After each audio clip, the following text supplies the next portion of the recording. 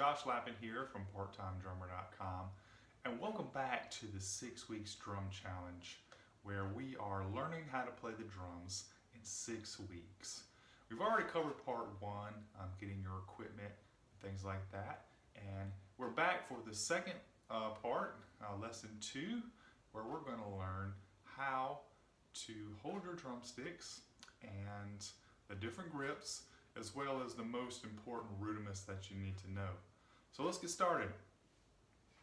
Alright, so if you're first starting out on the drums and you've gotten your drumsticks already, you need to know how to hold them. So to do that, you've got really 2 options. You've got match grip, which looks something like this, and then you have traditional grip, which looks like this. And I'll explain both of them in detail. Alright, the first one, and perhaps the most easiest one, and the most common one for most drummers to use, is what we call match grip. And it's called match grip simply because both sticks are held the same way, so they match. So how do you do a match grip? Well, it's pretty simple. If you take your drumstick, you pick it up, what you want to do is take your thumb and first finger and sort of pinch the stick like this, and then let your other 3 fingers just sort of naturally fold around the stick so that they're lightly touching the back of the stick. And what's going to happen is, when you play the drum, the actual movement of the stick is going to be centered around that thumb and first finger, with the other finger just sort of being there and supporting that drumstick movement. Also as well, you're going to need to use the wrist, as you can see. So it's a combination of wrist movement, that pinching movement between the thumb and first finger, and then the back finger supporting that movement and helping you to get a good bounce and rebound. Alright, so we'll perfect more of that technique as we cover the rudiments and things like that, but that's how you get started. So that's match grip. Now if you're going to do match grip, of course you're going to do the exact same thing with the other hand, and then you end up like this. So when you get ready to play the drum, what you want to do is naturally let your hands go like this, so that your hands are face down. And you'll notice that quite naturally your arms and hands are going to want to form a slight V shape, as you can see here, which is a perfectly natural place for your hands to be, which is a good place to play. You always want to play in a way that is comfortable and in a way that is going to let our muscles be the most relaxed, because when they're the most relaxed, that's when we can get the most performance out of them.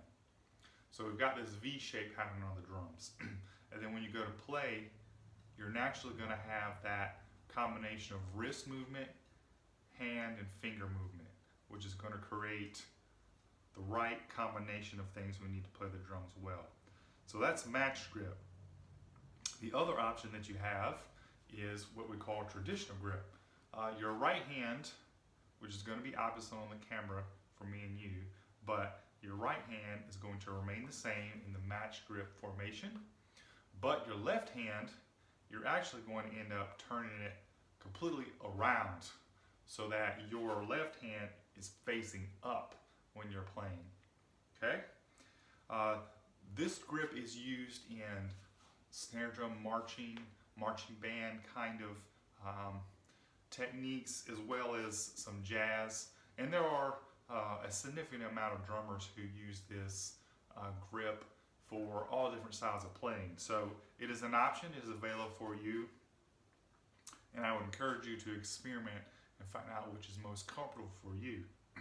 Alright, to form the traditional grip, what you do is, of course, you have your hand facing up, have your palm open, and you're just going to want to first lay the drumstick right in between your thumb and first finger, but you're not doing that pinching movement quite yet. You're just kind of sitting it there. Next, you're going to put it in between your middle and your ring finger, like this. Okay? And then that first finger is naturally going to want to curl around the stick. So you're going to end up with a grip something like this, except for it's going to be facing up. And the fulcrum, or where the motion is going to come from, again, is going to be that thumb and first finger. Except for you're kind of going to be doing it upside down. And the wrist movement is going to be very important in this grip. You can see that it's this swivel action, going back and forth, turning the hand from palm up to palm down. And that's where you're going to get your power and your speed and your mobility from.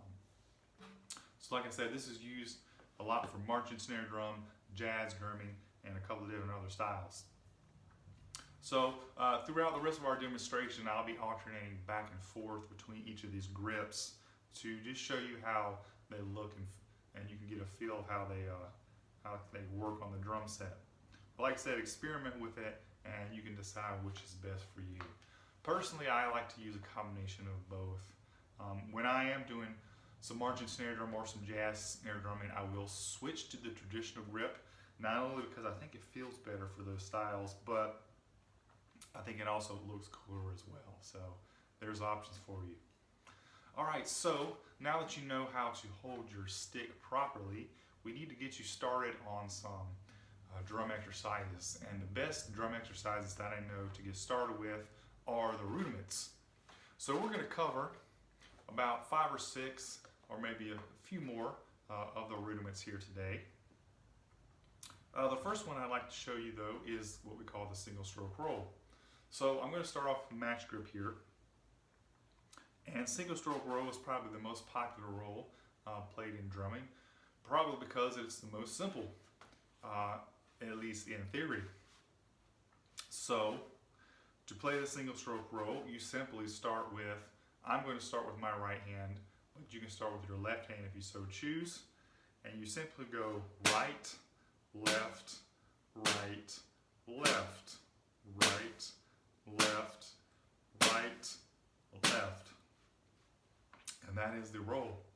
Obviously, we're going to practice it at different speeds and at different tempos throughout our drumming career, but that is essentially how the roll is constructed. So right, left, right, left, right, left, right, left. Okay?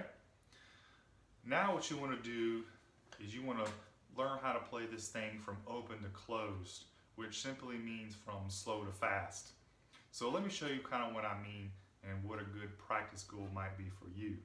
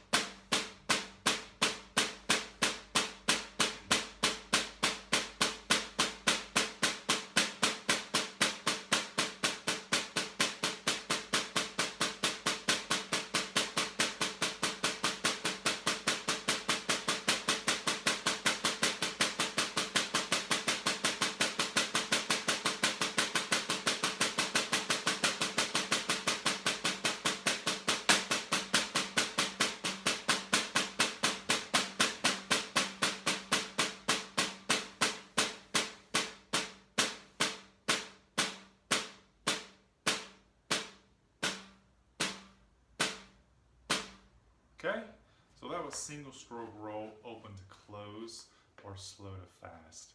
And if you would like to follow along with me in the video, you're certainly welcome to see how fast I go and things like that. I'm basically taking the single stroke roll from whole notes all the way to 16th notes. And there will be additional studies available after this series. Specifically, our Snare Drum Mastery 101 course can help you to learn about all those notes, the whole notes, quarter, eighth, and 16th, as well as more in-depth studies on not only the single stroke roll, but all the rudiments.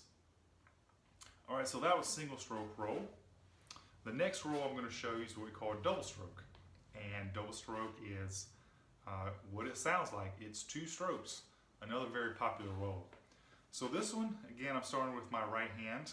We're going to go right, right, left, left, right, right, left, left. course, we want to turn that into more of a roll, a more smooth sounding roll. So we'll go right, right, left, left.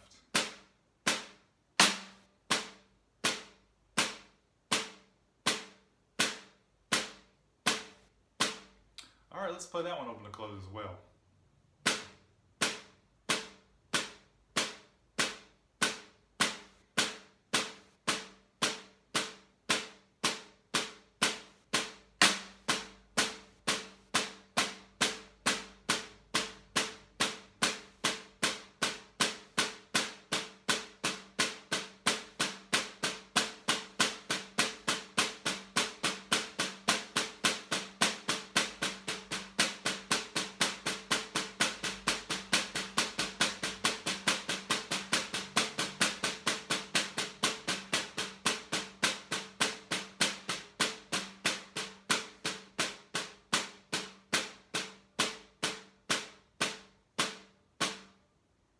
Double stroke roll, right, right, left, left, open to close.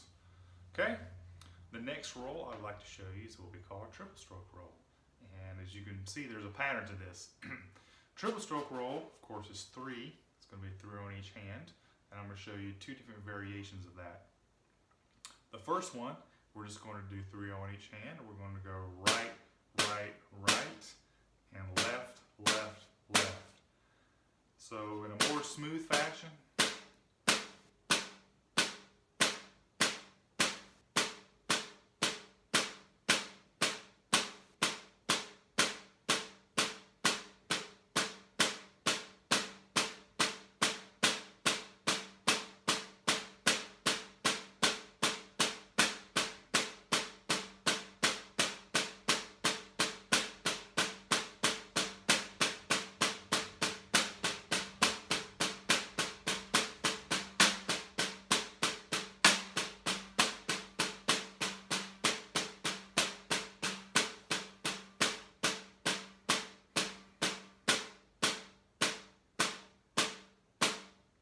triplets, right, right, right, left, left, left.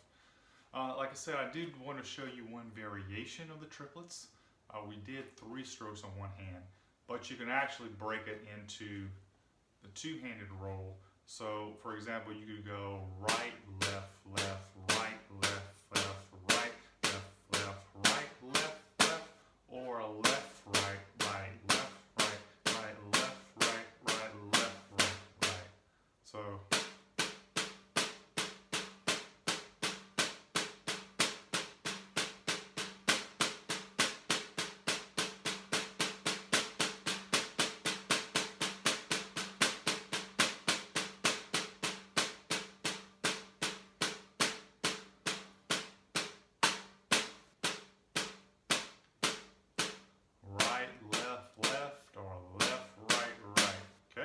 Triple stroke rolls. Fantastic. All right, moving on. The next roll I want to show you will include sort of a combination of both single and double stroke roll. It is called the single paradiddle.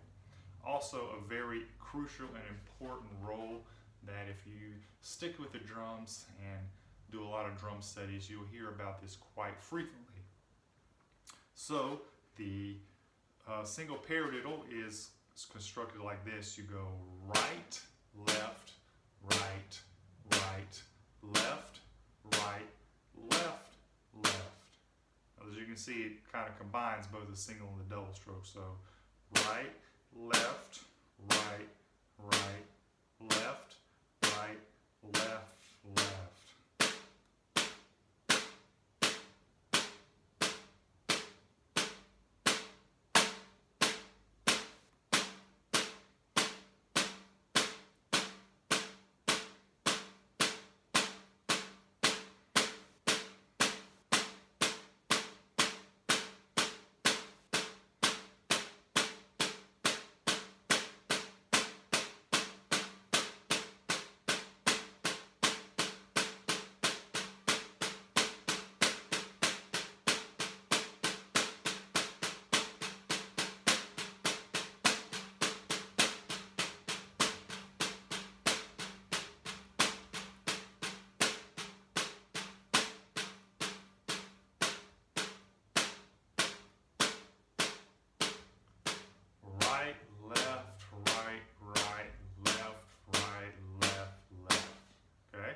single stroke roll. Sorry, single paradiddle. The next roll I want to show you is a little bit different from the ones we're doing so far. This one is called the Flam. The Flam is kind of unique because it's totally different from what we've done so far. The easiest way for me to show you, just to explain it to you. So the Flam is a roll where you have the sticks reaching the drum head at different times. So let me show you what I mean. First, you need to construct the roll properly.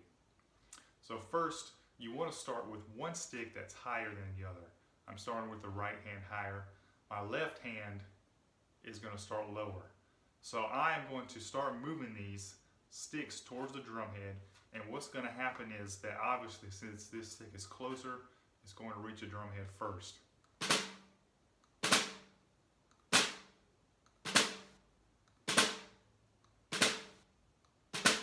So you get this kind of a delayed sound where the notes are really close together but not quite together. Okay, that's what we call a flam.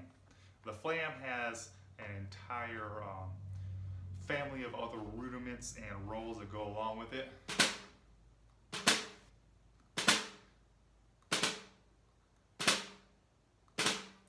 Which we won't cover in this series, but is available in other studies, such as our Snare Drum Mastery 101 series.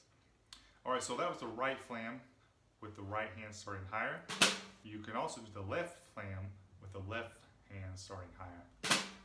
So traditionally what happens is you kind of alternate between the two, the right and the left.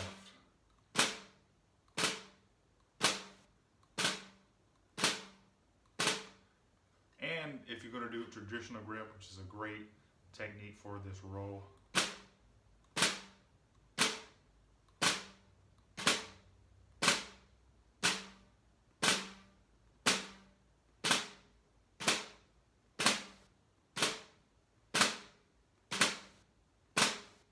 the flam. And then the final roll that I wanted to cover today in this part 2 is the drag. The drag is kind of sort of be an in-between of a flam and those triple stroke rolls that I was telling you about earlier. The drag, of course, you want to start again with one hand a little bit higher and the other hand a little bit lower. But instead of doing just one tap with the drag, you're going to do two, so it's going to sound like this. Sort of like a really fast triplet.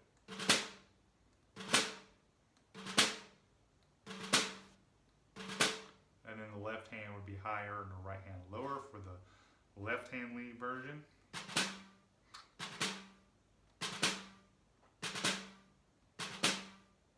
So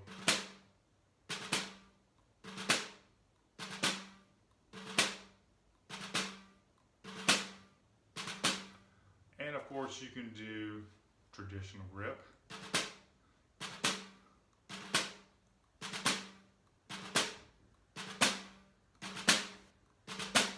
So the drag, which has an entire series of rolls and rudiments that go along with those as well.